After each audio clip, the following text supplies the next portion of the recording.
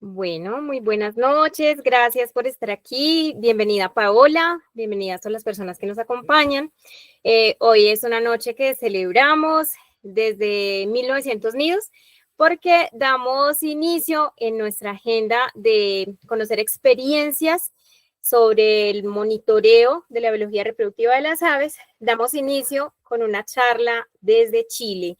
Entonces, qué lindo que sigan esas conexiones. Que enriquecen la ciencia, que enriquecen la participación ciudadana y, ante todo, que fortalecen nuestros esfuerzos mancomunados por la biodiversidad. Esto es lo que nos une, entonces estoy muy feliz hoy. Bienvenida, Paola. Les quiero presentar a Paola, un poco de Paola.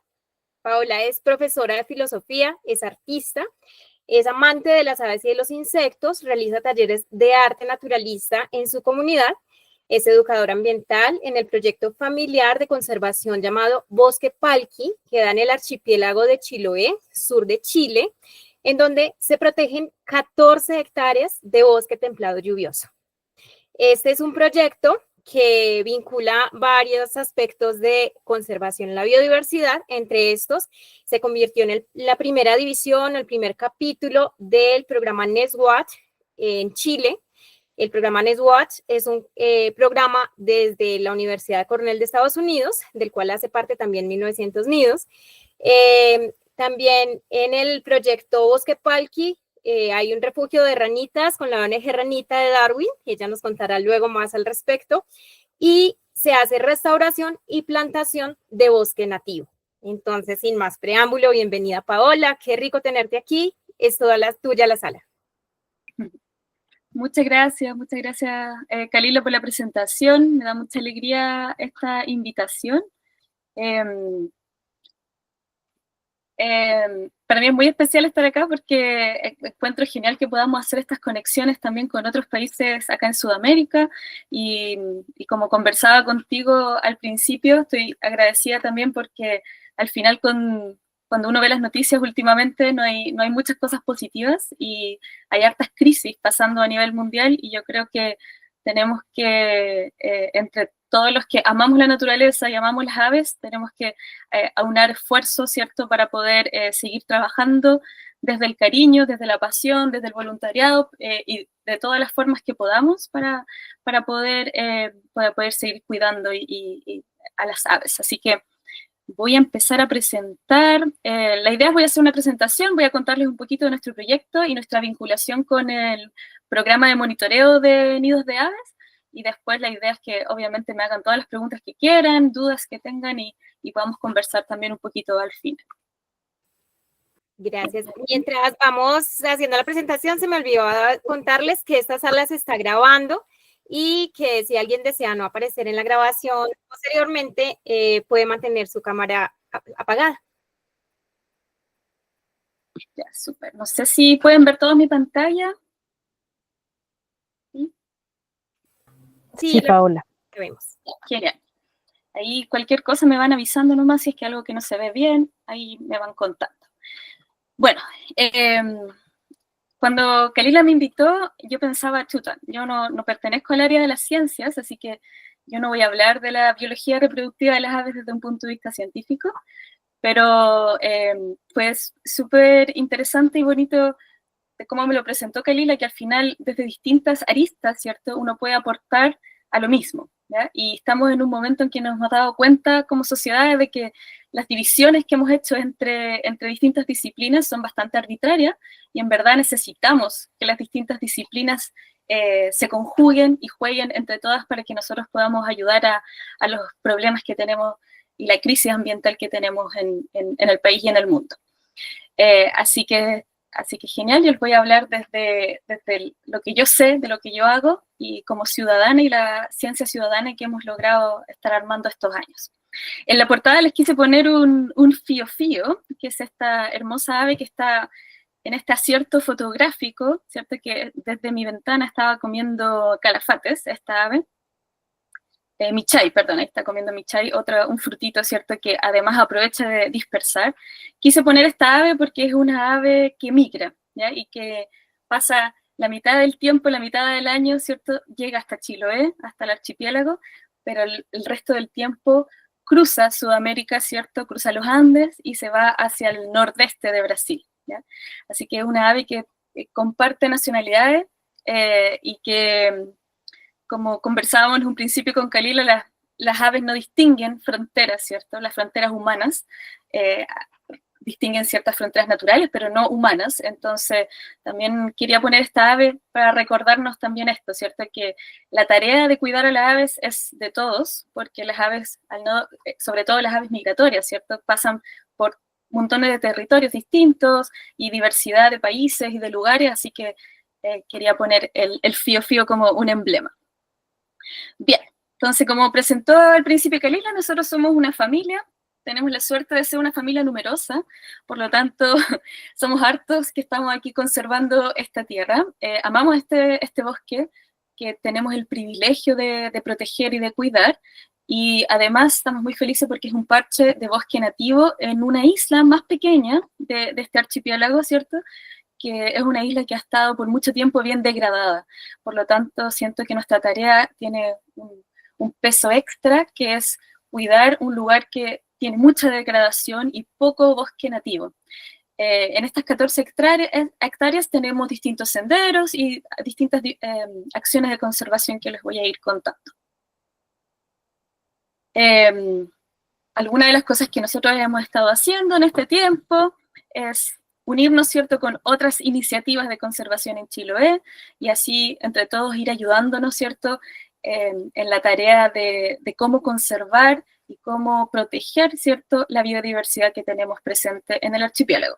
Así que en esta red de iniciativas, que ya es una iniciativa, ¿cierto?, de amigos, ¿cierto?, donde nos apoyamos mutuamente con datos y información, y ahí nos apoyamos a ver cómo cada uno resuelve las problemáticas que tiene, y esas problemáticas también nos van tocando a todos, ¿cierto?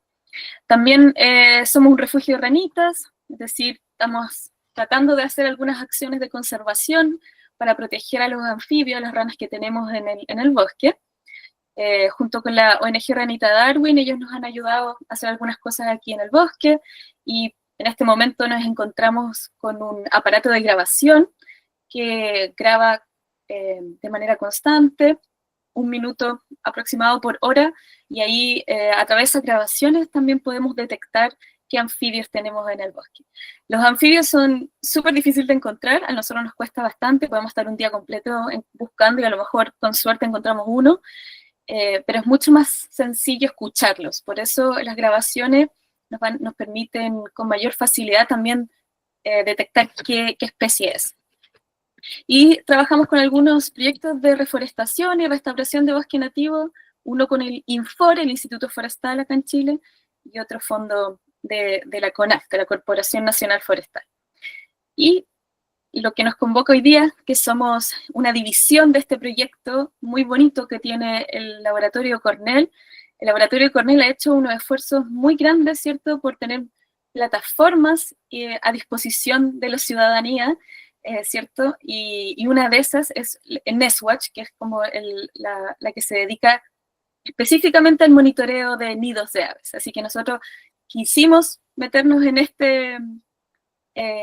esta área, ¿cierto?, para poder monitorear de manera más profesional y de manera ética, ¿cierto?, a los nidos que ya estábamos encontrando mucho antes de ser una división y que ahora ya lo estamos haciendo de manera más ordenada.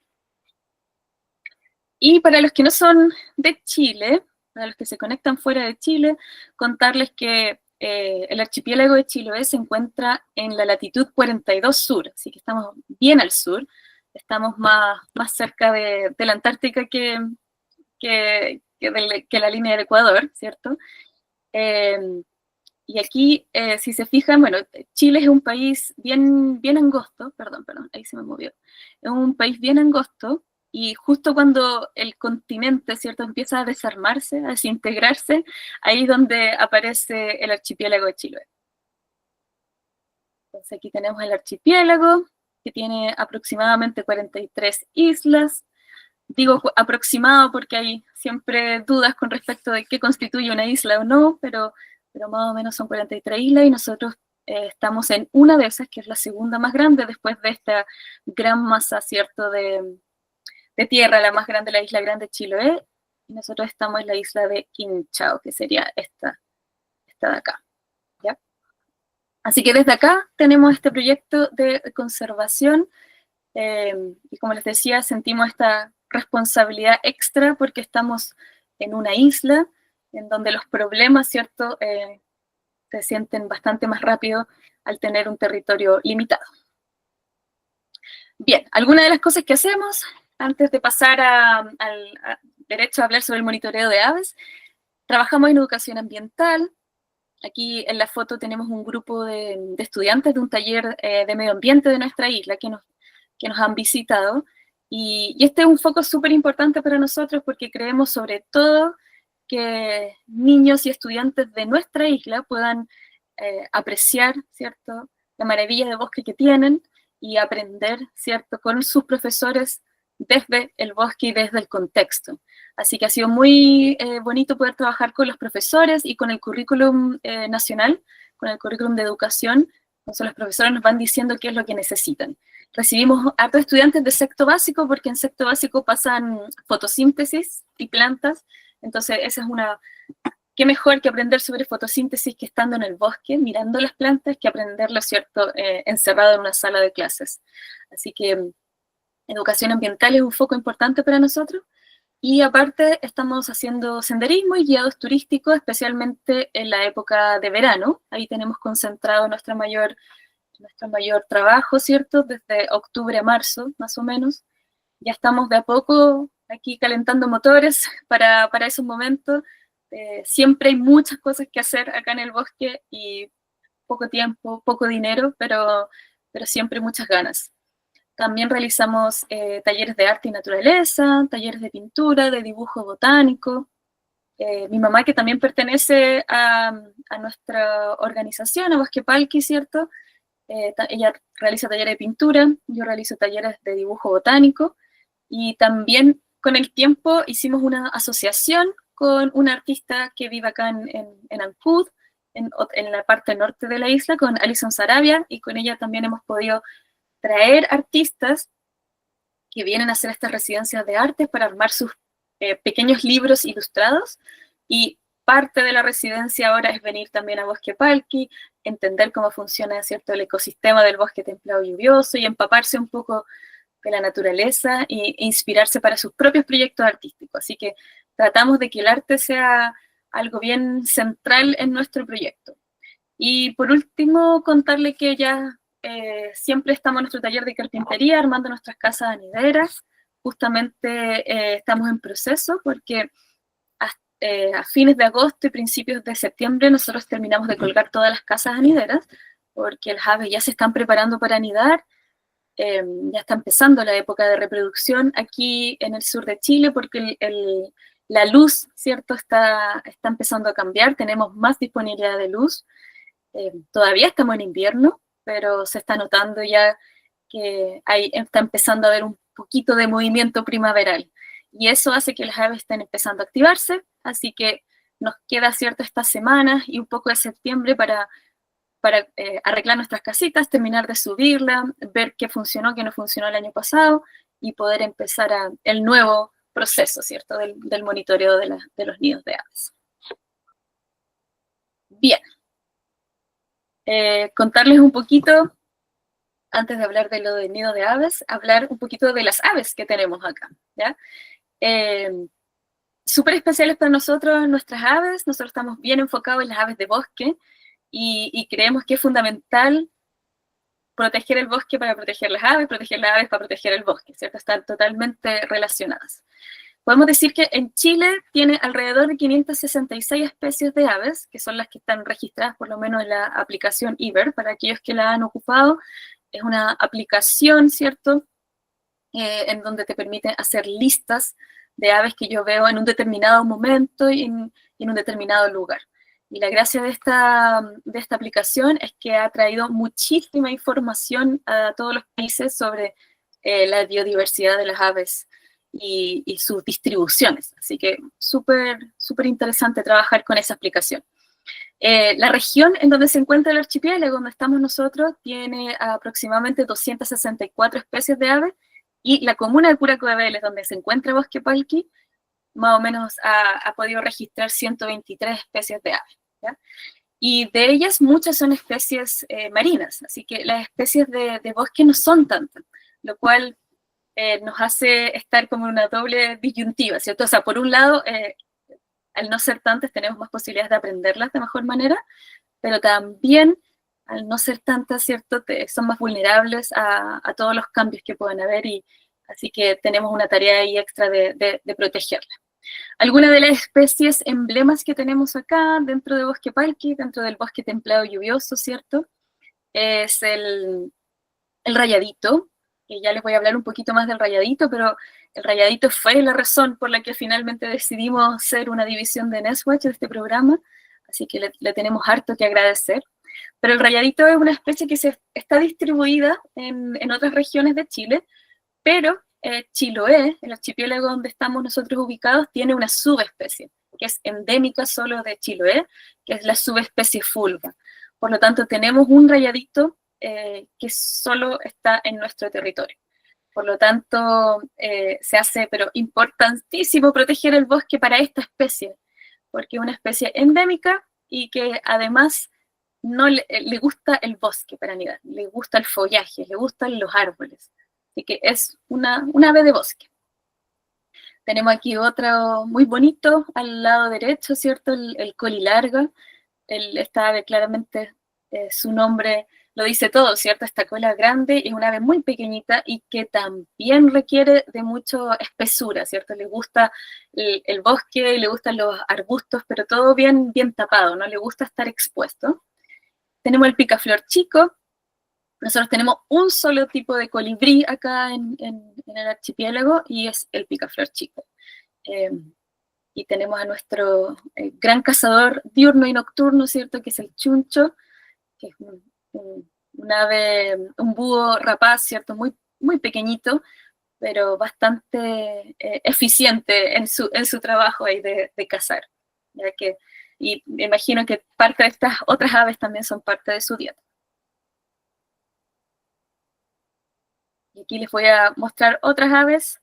Las primeras 4, las primeras 3 de arriba y la de abajo de la izquierda, ¿cierto? Pertenecen a un mismo grupo de aves, que son los rinocríptidos. ¿Ya? Los rinocríptidos también son aves de bosque y que son parte de nuestro foco de conservación, porque son aves que realmente necesitan espesura de bosque y que tienen muchos problemas cuando los bosques empiezan a separarse, ¿cierto? Cuando tenemos zonas ya muy abiertas de campo, de cultivos agrícolas, estas aves ya dejan de poder cruzar y se requieren esfuerzos bien grandes para que estas aves tengan corredores biológicos y puedan cruzar, ¿cierto?, de una zona boscosa a otra.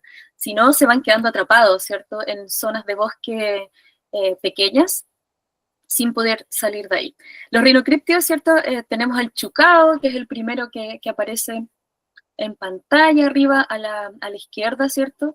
Y el de al lado es el churrín del sur, una ave muy pequeñita, que la escuchamos constantemente aquí en Bosque Palqui, pero bien difícil de ver, y que cuando pasa por el bosque se asemeja bastante a un pequeño roedor.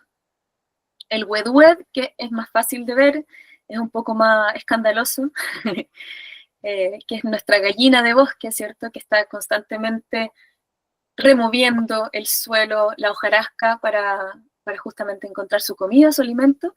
Y el churrín de la mocha, que es el más escurridizo de los 4, ¿cierto? Que muy difícil de ver, pero que está también, sobre todo lo escuchamos en sonido. El sonido nos advierte que está dando vuelta. El carpinterito, que también es un ave que nosotros vemos acá en Bosque Palqui, que realiza cavidades, así que bien importante esta ave para otras aves, ¿cierto? Porque deja hoyitos que después pueden reutilizar aves tan pequeñitas como el churrín u otras aves, ¿cierto? Y la golondrina, que apareció ya hace un par de días en Bosque Palqui. La registramos, hicimos el primer registro, ¿cierto? El 13 de agosto de las golondrinas que retornan al sur. Así que estamos súper contentos porque cada vez que vemos las golondrinas sabemos que el tiempo viene mejor. Así que estamos contentos de que estén de vuelta. Y también las golondrinas son anidan en cavidades, por lo tanto son parte de nuestro proyecto. Bien, entonces, todo este preámbulo era para contarles un poquito del contexto, de por qué importa tanto el proyecto de monitoreo que estamos haciendo, para entender más sobre la reproducción de estas aves que se están quedando en el fondo sin ecosistema, ¿ya? Y las aves de bosque son muy vulnerables porque al final tienen un espacio muy determinado, muy pequeño, y muchas de ellas les gusta anidar dentro del bosque, no fuera de él, no en los límites del bosque, sino dentro, ¿ya? No todas, algunas son más flexibles con respecto a su anidaciones, pero hay muchas que son muy precisa su anidación, por lo tanto, cualquier cambio en el ambiente o pérdida de hábitat significa que también vamos perdiendo población. Así que por eso se hace tan importante ir entendiendo las poblaciones locales, porque tenemos mucha información general de Chile, pero tenemos que ir teniendo información más local para ver cómo enfrentamos los desafíos que tienen las aves. Bien, entonces, somos esta división de Nestwatch. Nestwatch está haciendo unos esfuerzos para hacer esta unión, ¿cierto?, con América. Así que dentro de Latinoamérica hay muy poquitas divisiones en este momento. Una es todo el esfuerzo que están haciendo ahí desde Colombia, ¿cierto?, Kalila Ochoa con 1900 nidos. Así que, y también nosotros nos estamos uniendo ahora no hace mucho, así que estamos súper contentos de poder ser parte de esta red y nos sentimos profundamente privilegiados. Yo me siento muy privilegiada de poder observar la anidación de las aves, pero con un sentido, ¿cierto? Que al mismo tiempo es un aporte a la ciencia ciudadana.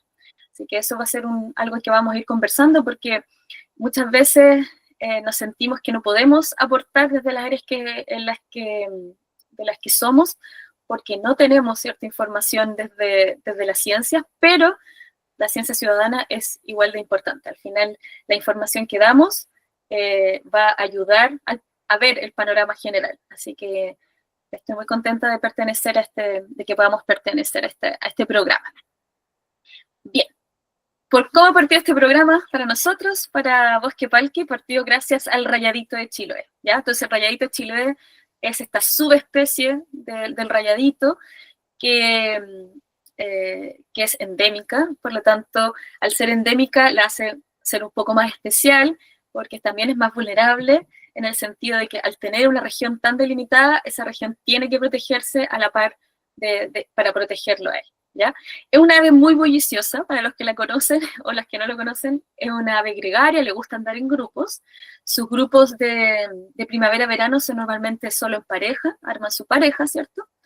Pero en el invierno pueden juntarse ya de grupos mucho más grandes e incluso se mezclan con otras especies como el comecebo, ¿ya? El comecebo es un ave pequeñita que también genera orificios y come larvas, ¿cierto?, que están en los árboles, por lo tanto ahí hacen una buena fusión con el rayadito.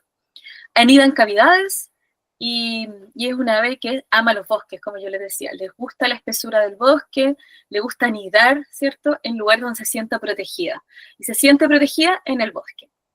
Nosotros empezamos a armar estas casitas anideras y los rayaditos fueron nuestros primeros inquilinos, ¿cierto? Les gustaron mucho las casitas que les armamos porque las casitas las pusimos en lugares estratégicos. Y lugares estratégicos me refiero en bosques secundarios, ¿ya? Yo creo que construir casas anideras, ¿cierto? O cajas nido, como les dicen, es súper importante cuando tenemos bosque más joven, porque el bosque más joven, al no tener árboles grandes, al no tener muchas cavidades, ¿cierto?, va dejando un poco atrás a estas aves que necesitan las cavidades sí o sí.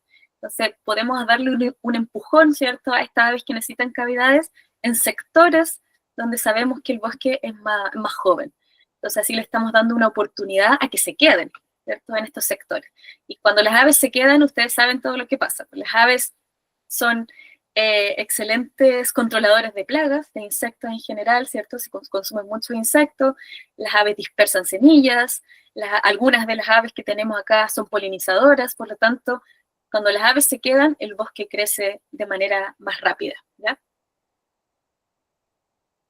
Y aquí les presento como nuestros estudios que hemos hecho con el rayadito Chiloé en Bosque Palqui. Nosotros hemos observado en Bosque Palqui específicamente que todos los nidos de rayadito han tenido entre 2 a 4 huevos.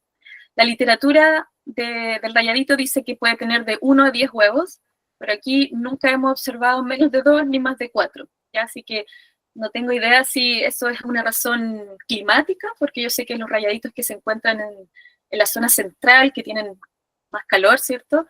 Tienen más huevos en general, pero nuestro rayadito de Chiloé, entre 2 a 4 huevos es lo que hemos podido observar en todos los nidos. En general, tienen nidades bastante exitosas. Nos damos cuenta que sobreviven una gran parte de los polluelos, lo cual habla muy bien también ahí del cuidado parental. ¿Ya? El cuidado parental que tienen los rayaditos es bien interesante. Ellos, ambos, madre y padre, cuidan a los polluelos por igual, 50 y 50. Lo que sí se ha observado es que las hembras traen más alimento, pero en general tienen un cuidado parental bien equitativo. Y al igual que muchas aves, van poniendo un huevo al día. Entonces nosotros, cuando hacemos nuestro monitoreo, vemos un huevo, sabemos que el otro día va a haber otro, y quizá el otro día otro, y así hasta llegar a 4, que es lo que hemos observado acá.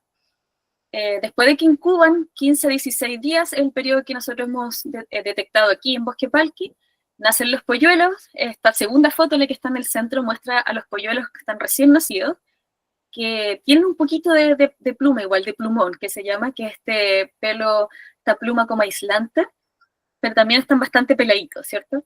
Y después ya, con el paso de los días, se van viendo más parecido a esta foto que está a la derecha, ¿cierto? Y además empieza a salir su marca distintoria que lo distingue el rayadito, ¿cierto? Esta línea central que sale desde la corona, ¿cierto? Hasta la espalda, y ahí ya se va pareciendo más a un rayadito. Y después de 22 días, más o menos en promedio, nosotros aquí en Bosque Palqui hemos ido viendo cómo los polluelos se lanzan, ¿cierto?, a sus primeros vuelos. Al salir del nido, no vuelven al nido, pero sí se quedan cerca. ¿Ya? Lo hemos visto que de repente los hermanos andan cerca del nido gritando, se quedan en ese territorio por un rato y después ya cada uno arma su propia vida en otros lugares. No sé ahí después para dónde se van ni qué hacen, pero hasta ahí por lo menos nosotros logramos seguirlo. Así que ha sido muy bonito ver este proceso para después ver justamente esto, el rayadito de Chiloé adulto. Ya lo vemos como adulto, y como les digo, han sido bastante exitosos en su reproducción y en sus nidadas aquí en Bosque Palqui, y han ocupado gran parte de nuestras casas nideras. A veces hasta no queremos que ocupen la casa porque queremos ver la reproducción de otra ave, pero son rápidos, astutos, y les gusta ocupar las casas. Lo que sí también hemos notado es que no llegan y escogen su casa así muy a la rápida, ¿cierto? Con cámaras trampa pudimos ver que a veces pasan varias semanas, a veces hasta 2 semanas, entrando material a la casa, sacando, decidiendo, tomando como la decisión, y en algún momento algo, ¿cierto?, les debe hacer clic y dicen, ya, esta es mi casa. Así que ahí ya se quedan en ese lugar. Eso, esto es lo que le estaba contando ya, ¿cierto? Que ambos padres incuban. La foto que sale ahí es justamente de nuestra cámara trampa, que les va sacando fotitos para ver el proceso que realizan los padres, ¿cierto? Alimentan de insectos a sus polluelos, como la gran mayoría de las aves de bosque, ¿cierto? Que alimentan de insecto a los polluelos, porque los insectos al final son proteínas. Incluso aquellas aves que después van a alimentarse solo de néctar, también los polluelos son alimentados con insectos. Y hemos notado en los monitoreos que nosotros hacemos de los nidos de rayaditos, que los rayaditos vienen con muchos arácnidos. Lo hemos visto con hartas arañas entrando al nido a darle a los polluelos. Así que los arácnidos también son una fuente rica de alimentación para los rayaditos. Y han ocupado gran parte de nuestra casita anidera, más o menos un 80% los rayaditos han estado ahí presentes. Eso, no sé si hasta ahora hay alguna duda, no sé si algo.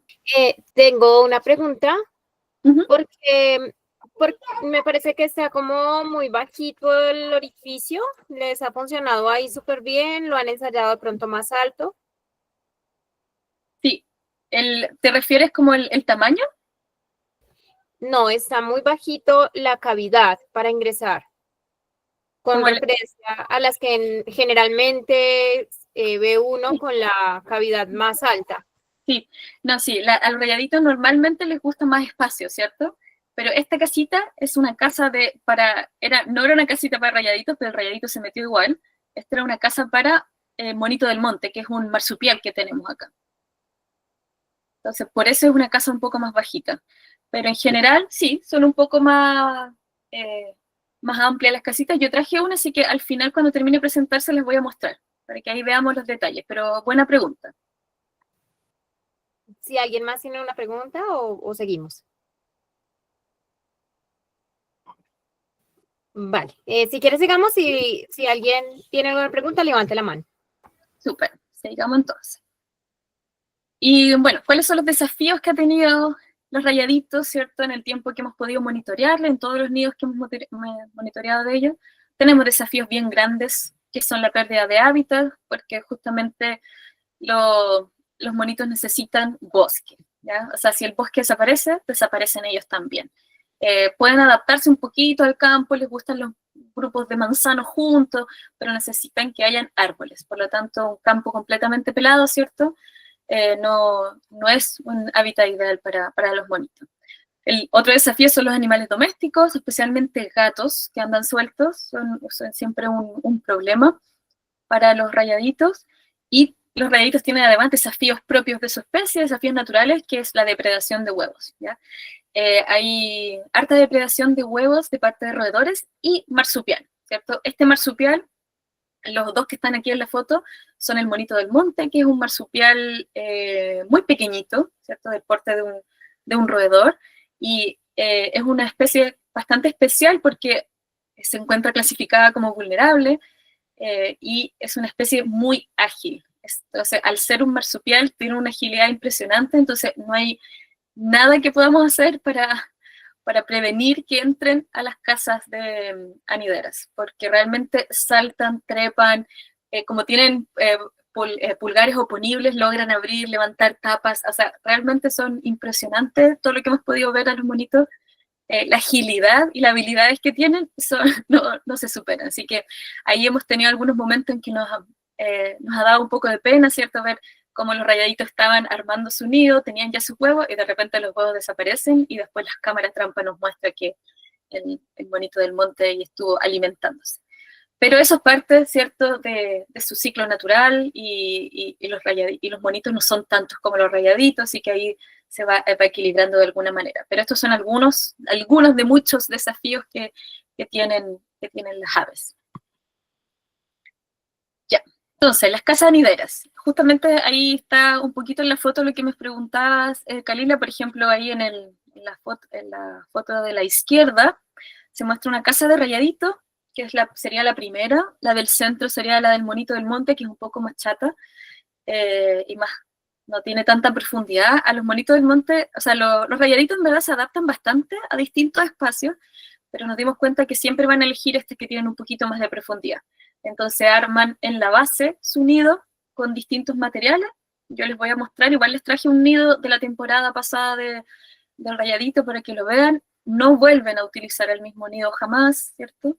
Desarman, si es que encuentran material en la casita, lo desarman, lo sacan completo y empiezan siempre desde cero. Y bueno, y armar nuestras casitas de nidera ha sido, yo creo, que una parte entretenida de este proyecto, porque también armar las casas de nidera significa ir probando y experimentando qué funciona y qué no funciona. Teníamos un modelo que era para 4 aves pequeñitas, ¿cierto?, que anidan en cavidades, que es el rayadito, el tijeral, la golondrina y el chercán, que son aves que se pueden meter en estas cavidades, ¿cierto? Pero nos dimos cuenta que dependiendo de donde uno ponga la casa, va a ser quién se mete en la casa, ¿cierto? Las golondrinas les gustan mucho los espacios límites, ¿cierto? Límites entre el bosque y el campo.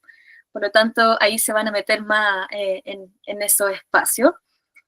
Cuando ponemos una casita que está mirando, ¿cierto?, a espacios más abiertos, las golondrinas lo van a buscar. Las golondrinas además hemos notado que son capaces de robar nidos. O sea, esperar a que otro haya construido su nido y lo roban, ¿cierto? No tienen ni un problema en hacer un robo de nido. Y los chercanes ya se meten en cualquier tipo de casita. Paola, ¿alguien quiere hablar? Sí. Paul, sigue. Hola, buenas noches. Yo siempre he pensado o he tenido la duda con las casitas porque la mayoría de aves normalmente solo usan un nido una vez y luego quieren buscar o hacer otro nido nuevo. ¿Qué pasa allí? O sea, ¿estas casas son cambiadas de lugar o son renovadas después de que las usan o igual las aves las siguen usando de nuevo para otra nidada? Sí, buena pregunta. Mira, las casas anideras, nuestro periodo como de calor, ¿cierto? Acá en Chiloé es breve, por lo tanto, el periodo de anidación no es tan largo como en otros lugares. Los rayaditos pueden poner hasta, lo que hemos notado acá, hasta 2 intentos. Hacen un primer intento de nido, si ese no les resulta, pueden en la temporada hacer otro. Pero las casitas nosotros las dejamos normalmente toda la temporada de verano, primavera, verano y otoño, ¿cierto? Más o menos como de octubre a marzo, permanecen ahí y el rayadito arma su nido. Después de que se va del nido, puede venir otra familia de rayaditos a tomarse el nido, y en ese caso hay familias de rayaditos que quitan todo el material y empiezan de cero, o hay algunos que construyen su nido encima del anterior. Entonces van quedando como capas de nido en la temporada. También hemos notado esas dos cosas. Lo que hacíamos normalmente es que cuando termina la temporada de anidación, bajamos las casitas, las limpiamos y las guardamos en un lugar seco, porque acá el invierno es muy crudo, por lo tanto, si las dejamos todo el invierno afuera, terminan destruyéndose bastante fácil las casitas anideras. Pero también, como durante el invierno se han metido estos marsupiales a hibernar, a dormir en las casitas, hemos ido dejando algunas de manera estratégica para que puedan hibernar los marsupiales. Así que las casitas anideras ahora tienen doble propósito aquí en Bosque Parque. Tienen el propósito de anidación durante la temporada para las aves y después para dormir para los marsupiales. Eso, ojalá que haya... De pronto, complementando un poquito la respuesta para Paul, acá en Colombia tenemos una especie que es la que más anida las cajas nido, que es el Troglodytes musculus, anteriormente Troglodytes sedon.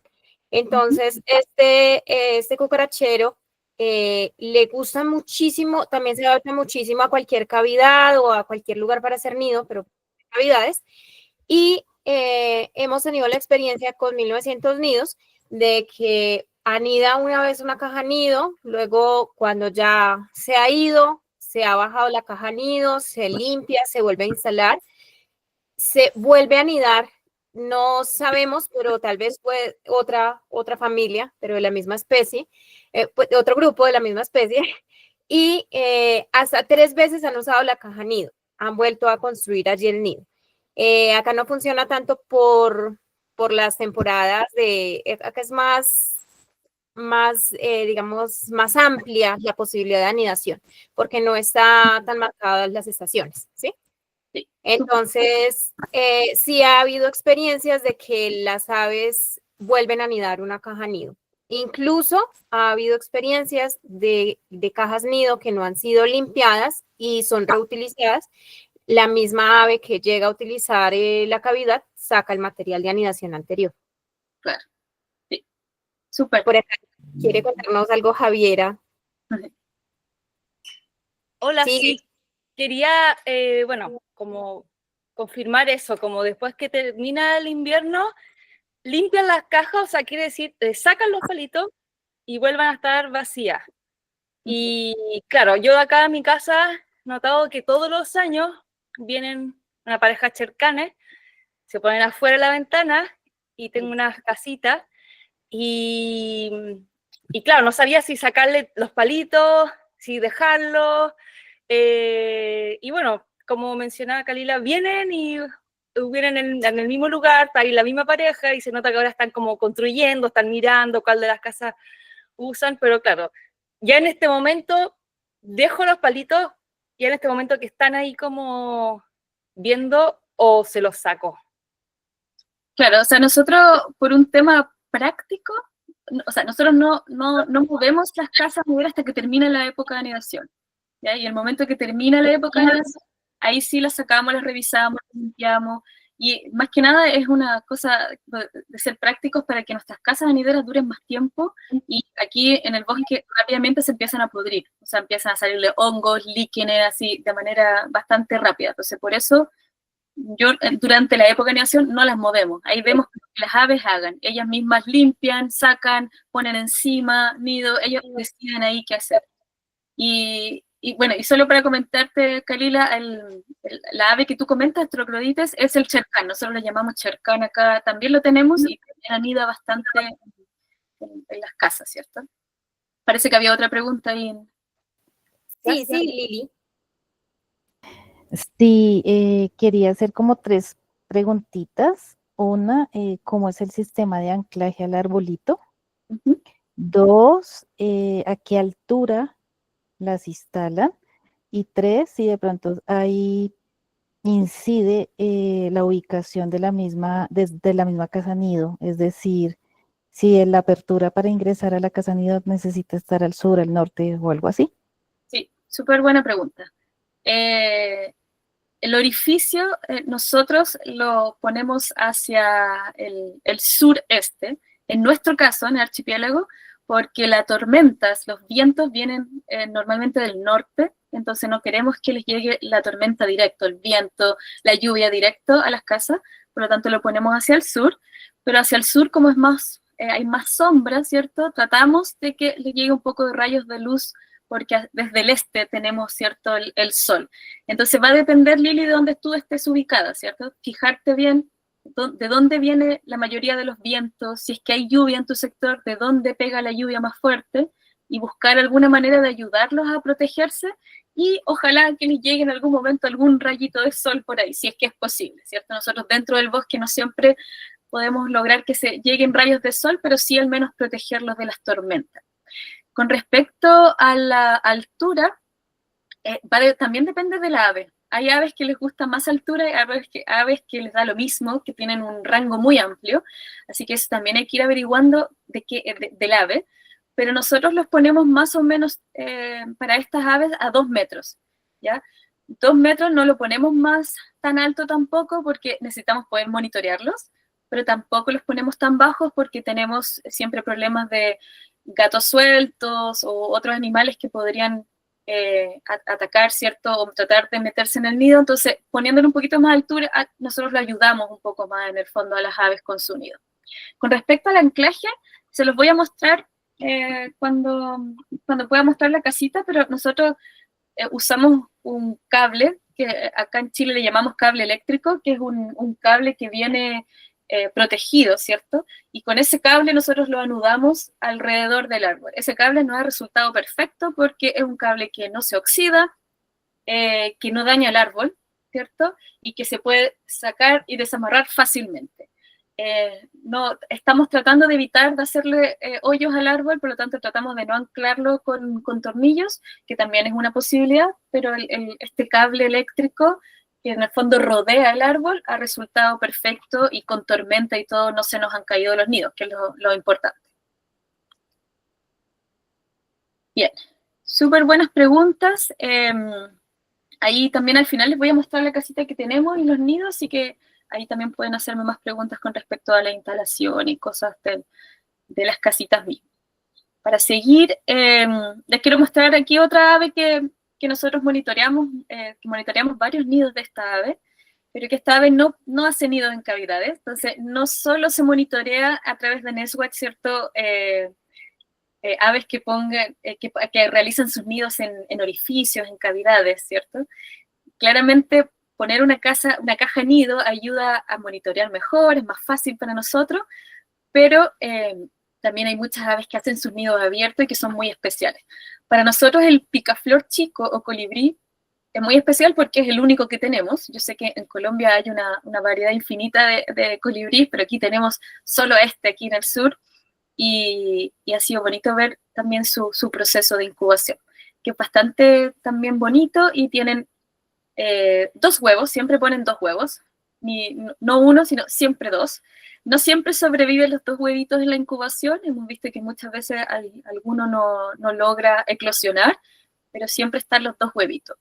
Tiene un periodo de incubación de 15 días aproximadamente, y después ya los polluelos, se fijan, esta es una copita muy pequeñita, y después van creciendo y van quedando súper apretados en este nido, ¿cierto? Juntitos, y en este caso, este nido que estuvimos monitoreando fue exitoso, quiere decir que después ya salieron los dos polluelos volando del nido, los vimos desde lejos cuando estuvieron volando y estuvieron cerquita del nido un par de días, y después ya no los vimos más.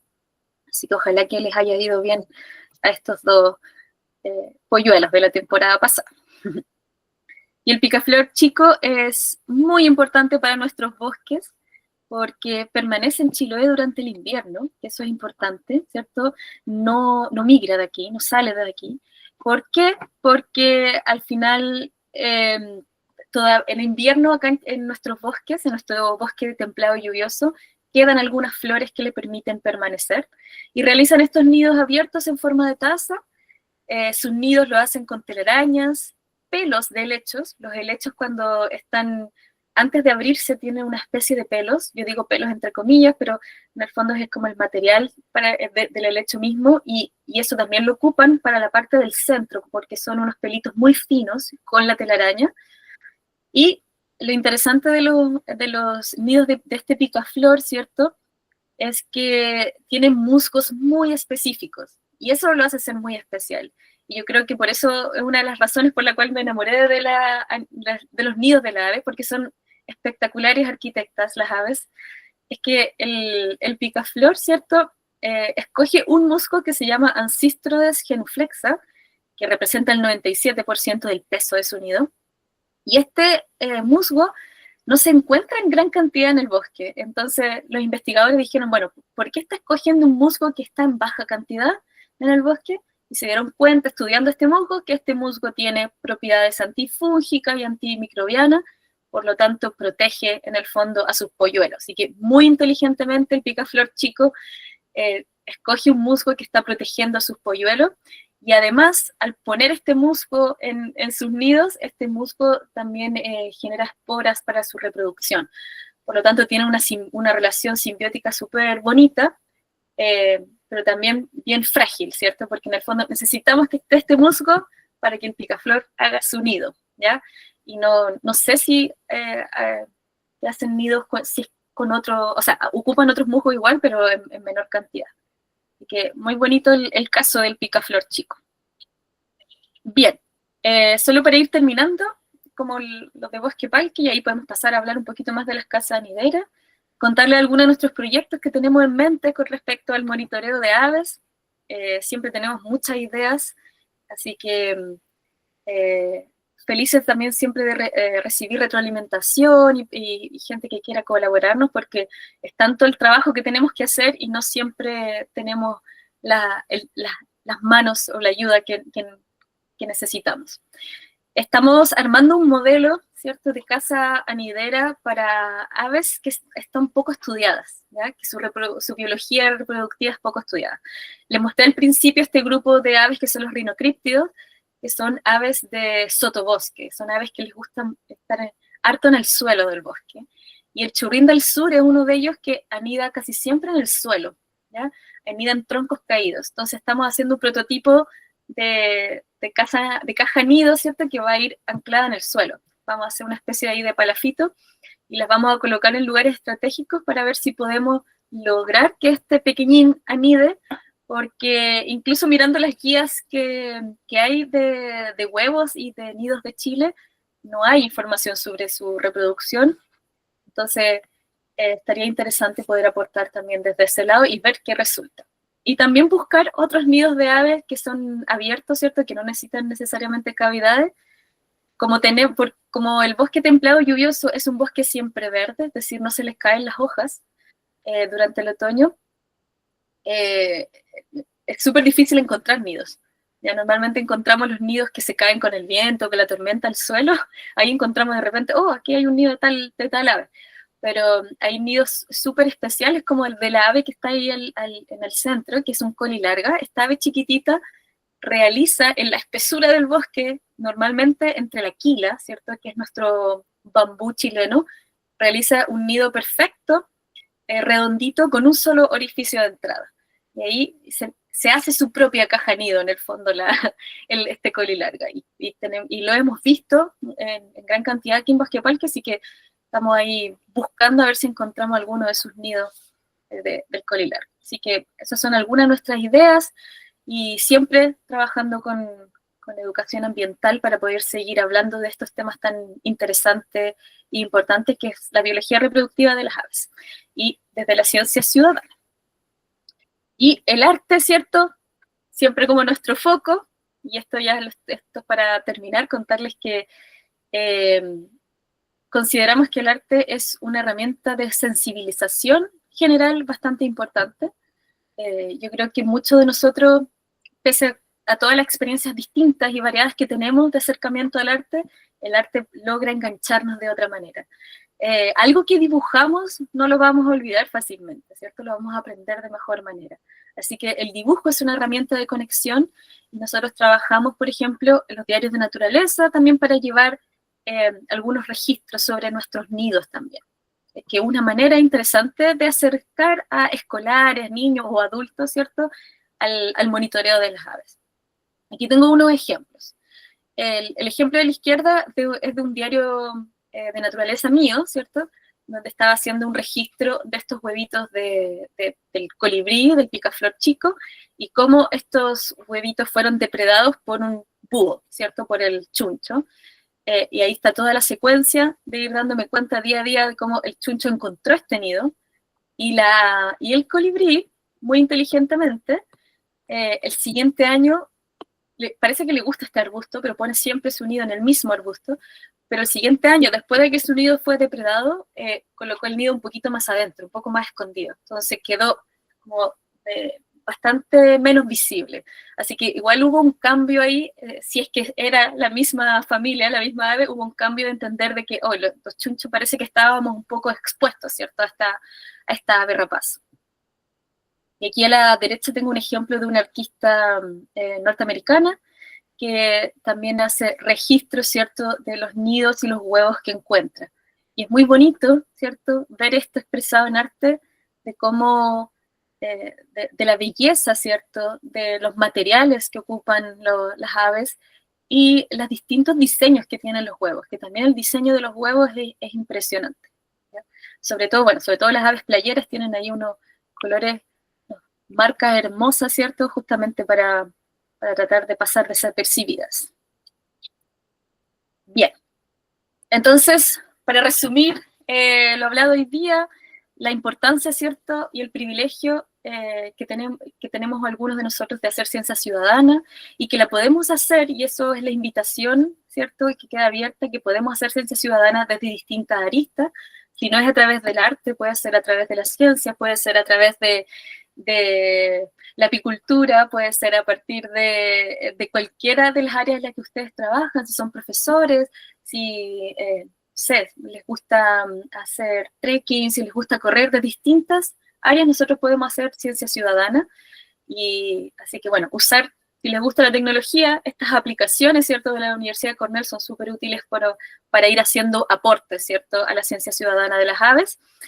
La educación ambiental, otro puente importante para las nuevas generaciones. Transmitir el cuidado de los nidos y las aves. Hay formas éticas y correctas, ¿cierto?, de monitorear. Nosotros no monitoreamos porque sí, no monitoreamos porque solo queremos ver el nido, sino que hay un monitoreo ético, adecuado, con ciertos principios que nosotros seguimos para poder seguir observando las aves y subir esta información. Y también yo creo que ha sido súper bonito mirando los nidos de las aves, uno se da cuenta inmediatamente de la interconexión que hay en los ecosistemas, ¿cierto? O sea, el ave ocupa material de su entorno, necesita insectos y arácnidos de su entorno, necesita musgos específicos de su entorno, necesita que esté funcionando, ¿cierto?, adecuadamente todo el ecosistema para poder armar su nido, ¿cierto? Y también, solo a modo personal, decir que como soy mamá, ¿cierto? También ver los nidos de las aves y verlos en sus procesos de anidación me ha hecho sentirme muy cercana a las aves, porque veo que al igual que nosotros, arman sus nidos, protegen a sus crías, ¿cierto? Y hacen todo lo posible para que sus crías tengan un desenlace exitoso, ¿cierto? Así que estamos todos conectados y los nidos son una manera de mostrar la conexión ahí directamente, in situ. Al mirar un nido uno se da cuenta cómo se necesita de tantas cosas para que esta ave llegue y arme su nido en el momento preciso, ¿cierto? Y logre llevar a cabo la siguiente generación. Así que eso quería contarles. Ahí está nuestro Instagram, que es Bosquepalqui, también para que nos sigan y puedan seguir nuestras aventuras. O si alguien quiere hacer alguna colaboración con nosotros, estamos súper abiertos. Nos encanta el tema del monitoreo de aves, estamos recién aprendiendo, pero es muy genial tener experiencias como la de Kalila Ochoa desde Colombia, que tiene más experiencia que nosotros en el monitoreo, pero que vamos todos ahí aprendiendo en conjunto. Así que voy a parar mi presentación ahora para que puedan mostrar algunas preguntas y también les voy a mostrar los nidos que traje. Muchísimas gracias, Paola. Qué lindo, qué hermoso ver esa experiencia, qué motivador. Se siente uno conectado ahí. No me siento tan sola. Qué bonito. Por acá hay algunas preguntas. Dice Sonia Castro que... Espérate un momentico. Que ¿cómo escogen los tamaños de las cajas nido, Paola? Bueno, nosotros partimos de la base de personas que ya tenían experiencia. Entonces, aquí en el archipiélago de Chiloé hay un lugar que se llama Senda Darwin, y ellos ya tenían experiencias con un tamaño en específico con el que habían monitoreado a los rayaditos. Entonces, ocupamos las medidas que ellos tenían y partimos con esa base, porque nos dimos cuenta que ya había experiencias con casas nido. Entonces, es súper importante que vean ustedes qué experiencias, desde los lugares que ustedes vienen, ¿cierto? De lugares que viven, vean qué experiencias ya existen con cajas y parten de ahí. De ahí nosotros hemos ido haciendo todas las modificaciones. Entonces, tenemos esta casita, ¿cierto? Este es el tamaño más o menos que nosotros ocupamos de casita. Y esta casita ha resultado ser súper exitosa, les gusta. Nos dimos cuenta que si hacemos casitas muy pequeñas, los rayaditos no se van a meter, no van a hacer ni el esfuerzo. Entonces, hay que ponerle espacio, a pesar de que son aves tan pequeñitas, porque caben dentro de este orificio, ¿cierto? ¿Cierto? Necesitan espacio. Ahora, si alguien necesita las medidas exactas que nosotros ocupamos, no tengo ningún problema en compartir, así que me pueden escribir o, no sé, ahí pueden escribirme a través de Bosquepalqui. También les voy a dejar mi correo de bosquepalqui@gmail.com y pueden escribirnos y les mando las dimensiones y ustedes pueden ir probando. Ahora, nosotros hemos hecho un montón de modificaciones, le hemos ido ampliando la tapa porque nos habíamos dado cuenta que la tapa era un poquito corta al principio, entonces aquí como tenemos una temporada de lluvia muy, muy larga, la lluvia a veces se colaba un poquito por los bordes. Aquí tenemos, este es el tipo de alambre que yo les decía, ¿cierto? Que es como el alambre eléctrico, que es muy bueno para trabajar, ¿cierto? Si tienen la posibilidad de conseguirse, porque el alambre común se va oxidando y se termina rompiendo, pero este no nos ha producido ningún problema en caso de que no quieran, ¿cierto?, anclar la caja de manera permanente o de manera más fija. Y importante, le hemos ido haciendo hoyitos de drenaje. Nosotros vivimos en un lugar muy lluvioso, así que tenemos que pensar todas las maneras en que la humedad vaya saliendo, ¿cierto? Y nuestras nuevas casitas además tienen el fondo, lo tienen un poquito más adentro, ¿ya? Porque también por la capilaridad del agua, el agua tiende a doblar aquí. Entonces, si el fondo está un poco más adentro, logramos que nos dure más tiempo la base. Y la base es lo más importante porque al final es el lugar donde anidan las aves. Sí, para complementar de pronto un poquito la respuesta para Sonia, más allá de fijarnos, digamos, sí, en las experiencias que ya están dadas con cajas nido, hay que recordar siempre que las cajas nido están inspiradas en las cavidades arbóreas que naturalmente abren los pájaros carpinteros. Entonces, pero también otras especies.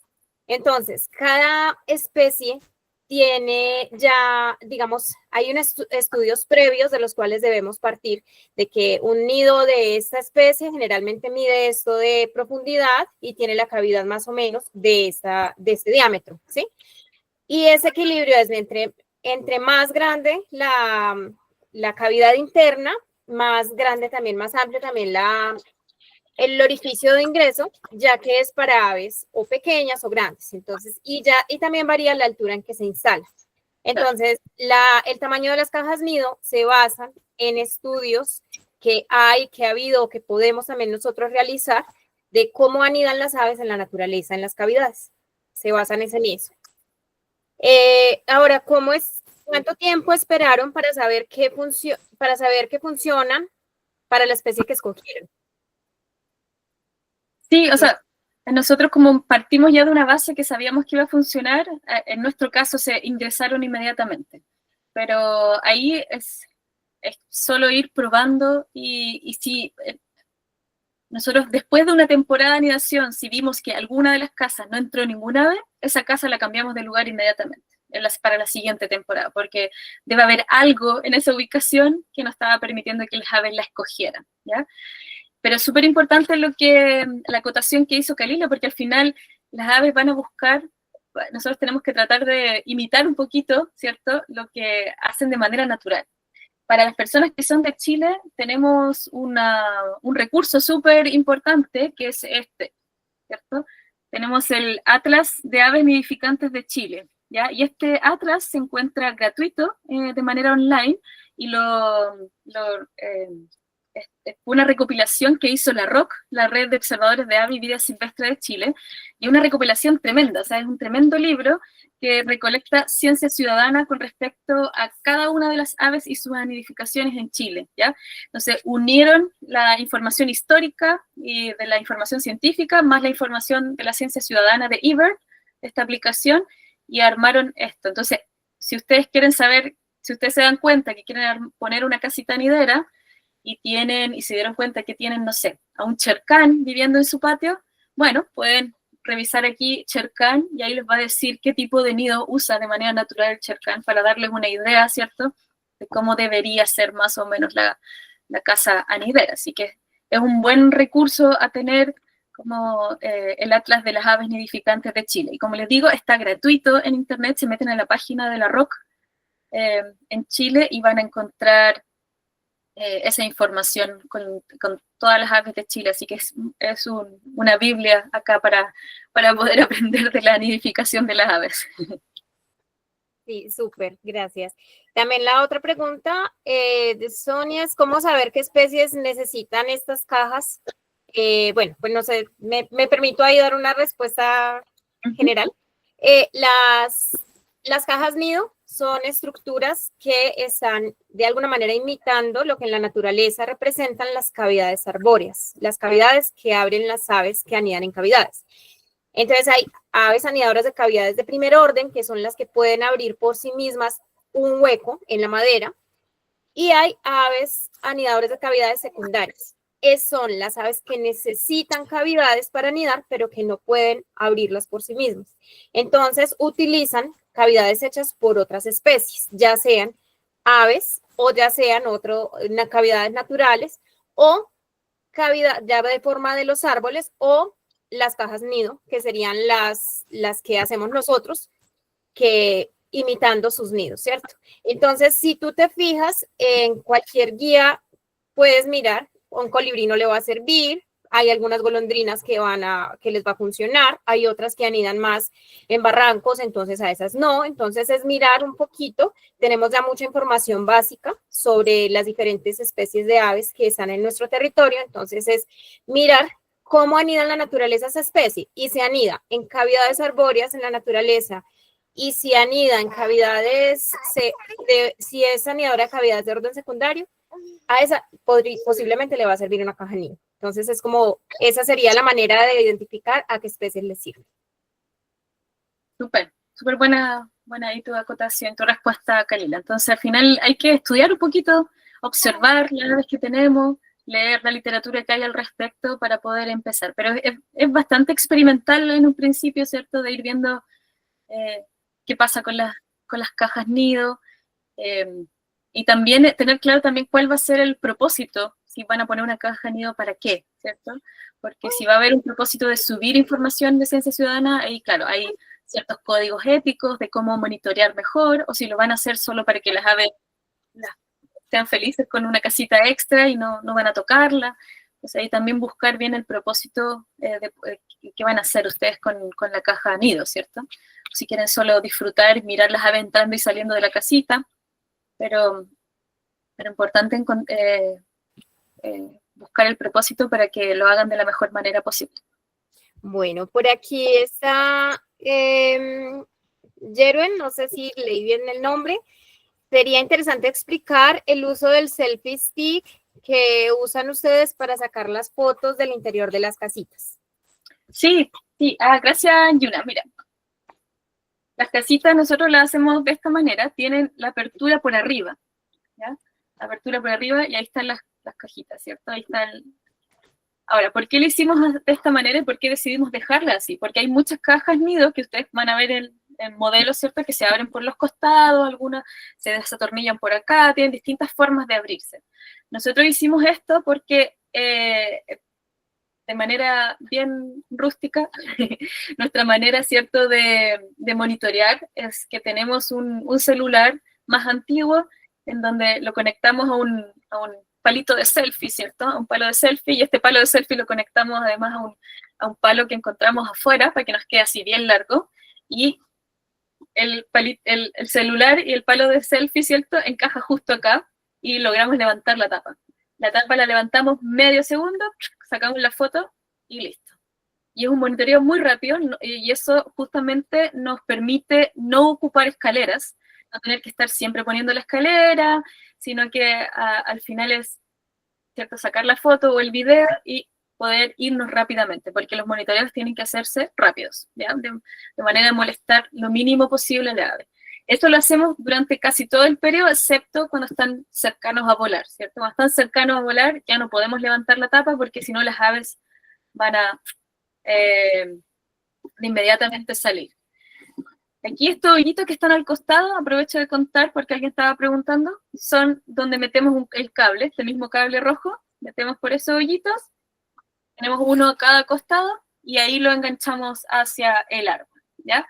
Nuestros modelos más nuevos, además, les ponemos un trocito de madera acá para que no quede pegado directo al árbol, porque cuando queda pegado directamente al árbol, la humedad hace que esta pared empiece inmediatamente a honguearse, ¿cierto? A llenarse de hongos.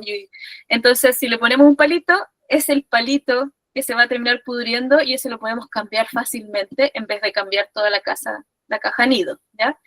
Así que ahí hemos ido aprendiendo esos trucos para que nuestras casitas en este lugar tan lluvioso duren más tiempo. Pero aquí, ¿cierto? Por ese hoyito ponemos un cable que pasa por dentro del cable y engancha en el fondo al árbol. Vale. Hay personas también conectadas de Colombia, entonces también quería contarles un poquito que acá en Colombia estamos, pues al menos desde el proyecto 1900 Nidos, promovemos desde un principio que las cajas nido no llevan tapa abierta, las instalamos completamente cerradas, porque cuando están al aire, cuando están disponibles al aire libre, si están en predios privados y si están siendo monitoreadas por personas que saben monitorearlas así adentro, se les pone puerta. Pero si no las ponemos cerradas porque puede haber intrusos que entren a sacar polluelos, pasan esas cosas cuando están instaladas en parques o en lugares públicos. Ya el monitoreo de adentro, sí es como depende de cada persona, si le instala la cámara adentro, si le instala la cámara de frente también, ¿cierto? Si hay posibilidad de ponerle cámaras. Pero el resto, pues en Colombia, generalmente, como hacemos ciencia participativa y somos personas que muchas veces no tenemos la capacidad o el conocimiento de cómo subirnos y hacerlo, entonces sería irresponsable promover ese monitoreo. Aunque es importante y es lindo, sí es imprescindible tener una capacitación previa, ¿sí? Por responsabilidad.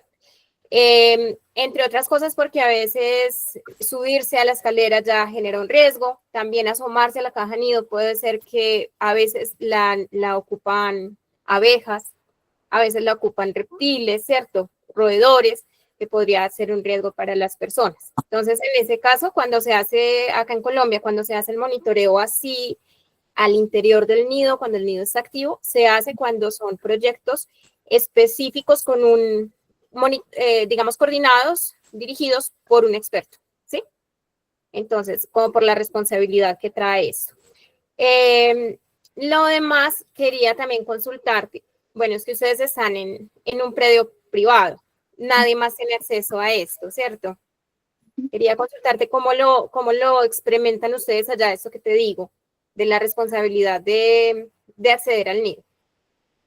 Sí, no, súper buena pregunta, Kalila, porque al final es clave el tema del manejo de vida silvestre. O sea, nosotros también no tomamos huevos, no tomamos las aves ni polluelos, no hay ninguna intervención, ¿cierto? Además de solo el monitoreo, ¿cierto? El monitoreo que es breve.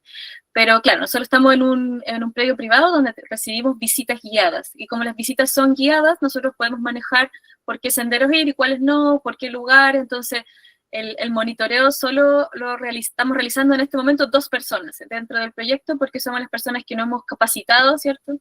Y que tenemos los protocolos, porque hay ciertos protocolos que, bueno, ustedes lo pueden leer si van a las páginas de Netwatch, están ahí los protocolos de los mejores horarios para monitorear, la manera en que se debería monitorear, los tiempos, y al final el monitoreo nunca es más importante que el bienestar de las aves, así que es sumamente importante que las aves siempre estén tranquilas, que no se sientan amenazadas con el monitoreo. Por lo tanto, el monitoreo nunca va a ser diario, ¿ya? Cuando nosotros nos damos cuenta que una ave está anidando, empezamos monitoreando cada 5 días, más o menos, nosotros acá en Bosque Palqui.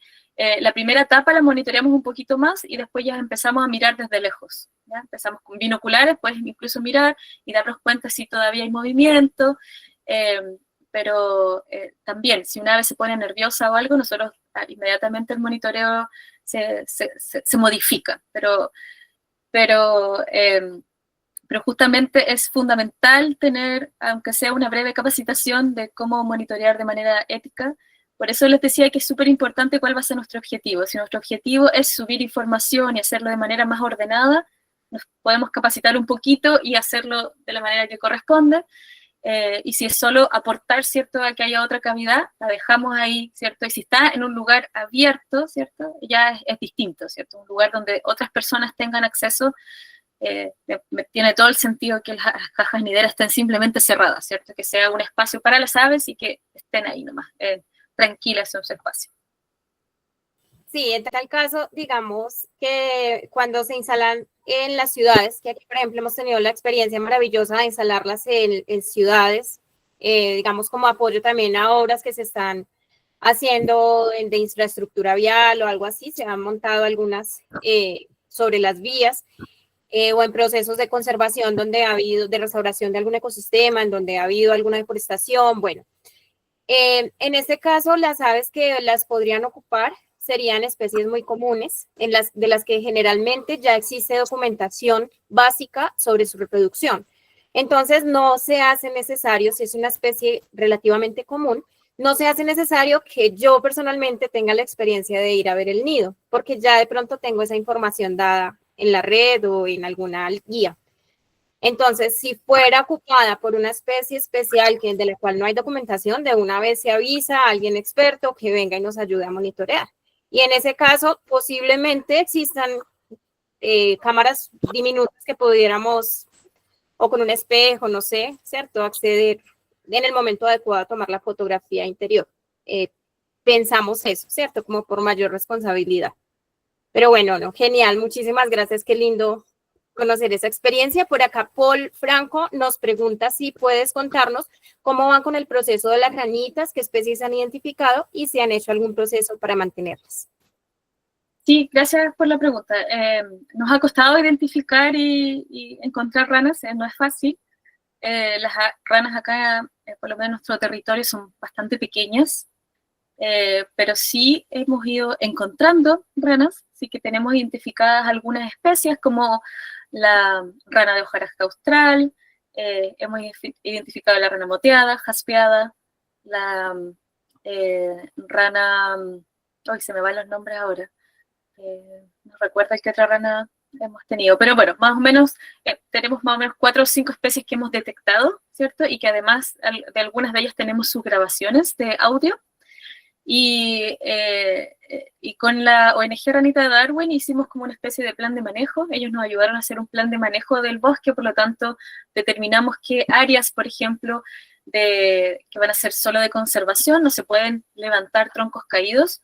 Las raras que tenemos acá en el bosque les gusta justamente meterse bajo la humedad de los troncos caídos, así que los troncos caídos son fundamentales para ellas, y no solo para ellas, también para algunas aves.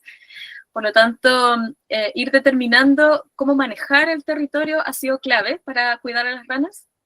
Y tenemos un proyecto para hacer una pequeña piscina para aves también, una pileta, ¿cierto? Que va a estar como en el borde del bosque para ver si nos resulta en algún momento también ver qué ranas les interesa reproducirse o se van a sentir atraídas a esta poza, ¿cierto? Esta poza que vamos a hacer nosotros para ayudarlas un poco. Nosotros no tenemos tanto espacio de agua dentro del bosque, así que va a estar interesante poder ahí ayudarlas. Pero más que nada, si uno maneja bien el bosque y lo mantiene, las ranas también tienen bastante posibilidades de vivir. Ahora también tenemos que tener mucho cuidado con algunos hongos, el hongo quítrido, ¿cierto? Que contaminan las ranas, y que eso es algo que tenemos que conversar aquí en Bosque Palqui, a ver si en algún momento también tenemos algún sistema como de limpieza de botas, o para que no atraer patógenos, ¿cierto? Que finalmente pueden terminar dañando a los anfibios. Vale, muchas gracias. Eso, formas de vida desconocidas para mí, pero también fascinantes. Las ranitas, todos los reptiles divinos. Bueno, por acá, Javiera, ya le respondiste a Javiera sobre el monitoreo, si el monitoreo es diario, que entre otras cosas, sí es importante que si nos vamos a aventurar a hacer ese monitoreo en nuestros nidos, sea en Colombia, en Chile, en cualquier lugar, enterarnos muy bien del código de conducta para el monitoreo de nidos de Nestwatch. No solamente se hace cada tantos días, sino que se hace en un horario determinado. Si están recién eclosionados los huevos o si están empollando, no aproximarnos. Entonces, saber muy bien el momento exacto de aproximarnos al nido y qué tanto podemos aproximarnos de acuerdo a la especie también. O sea, tenemos que tener un previo conocimiento del comportamiento general de la especie en su época reproductiva para no ir a intervenir de manera contraproducente en el nido, ¿sí? O sea, nuestro monitoreo tiene que ser absolutamente responsable y respetuoso con el nido. Entonces, sí es súper importante ese tema del código de conducta y protocolo para monitoreo de nidos. Súper recomendado enterarnos de ese. Bueno, por acá nos puso Paola el link. Sí, ahí si quiere ya meterse un poquito más en el tema de Nestwatch, ahí está el link también para que ustedes vean como los códigos que hay básicos de conducta y pueden hacerlo, ¿cierto?, de manera responsable. Al final tenemos que ser responsables con las aves, no queremos ahuyentar a las aves, ¿cierto? Al final queremos disfrutarlas, estudiarlas, entenderlas, para que sigan siendo parte de nuestras vidas, pero hay que hacerlo, obviamente, con todas las responsabilidades adecuadas, ¿cierto? Y bueno, en particular en Colombia es para ir a acceder y manipular contenido del nido también se requiere una licencia, entonces es todo un protocolo que es importante tener súper en cuenta para hacer ciencia responsable.